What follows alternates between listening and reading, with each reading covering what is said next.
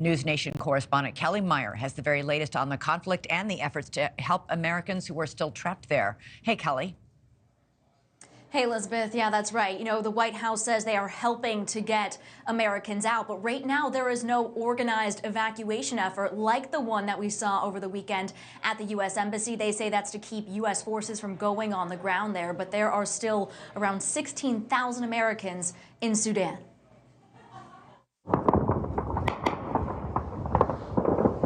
Tonight, Secretary of State Antony Blinken with a warning. A notorious Russian militia is secretly helping the rebels in Sudan. An element that, when it's engaged, simply brings more death and destruction with it. That element is the Wagner Group, the Russian paramilitary fighters accused of atrocities in Ukraine.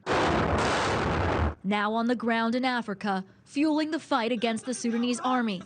The Wagner Group has maintained a presence in Sudan for many years, training Sudanese forces while at the same time conducting gold mining and arms deals. The outcome of this conflict directly impacts their financial interests. As the violence between the Sudanese army and a paramilitary group intensifies. They started raising the gun, then we ran away. Navy SEALs reportedly conducting the evacuation of just under 100 Americans at the U.S. Embassy in Sudan, while U.S. Navy ships stand by just off the coast with more U.S. troops at an American military base in nearby Djibouti. U.S. officials say 16,000 Americans remain in the war-torn country, including a mother and her 18-month-old daughter from Massachusetts. Trillian Clifford was reportedly teaching in Sudan when she became trapped amid the conflict with her daughter Alma.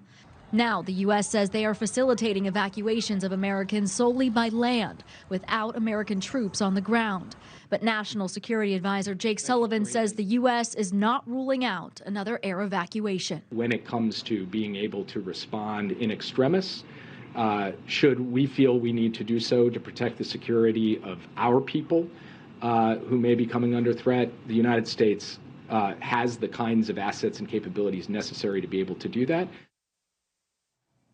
A lot of questions at the White House today on those remaining American citizens. This ceasefire right now set to only last for 3 days, and the UN warning today that this conflict could engulf not only the region but beyond. Elizabeth? Very quickly, Kellie, I don't know if you know the answer to this because the ceasefire was just declared literally just now.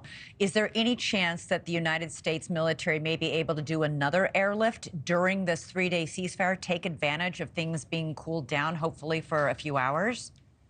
It's a really great question, and it's exactly why we saw them go in over the weekend at the embassy, and it may be something they may do. They didn't rule it out at the White House briefing today, and we noticed that, but they said right now, at least what they said earlier, was that the best route is to take these land paths that they are actually monitoring, they say, with surveillance and intelligence to detect any kind of threat, to check what paths are best for Americans to get to the port of Sudan, and then for the U.S. Navy to meet them, take them to an outside country to then get them en route back to U.S. soil. But it's a great question, and it may be something they might take advantage of. Right, and it's important to know this is one of the largest countries in Africa. This is not a small thing that they did, and those Chinooks that were flying low and fast and close to the ground had airships overhead guarding them. It was a massive coordinated effort just to do this evacuation at the embassy.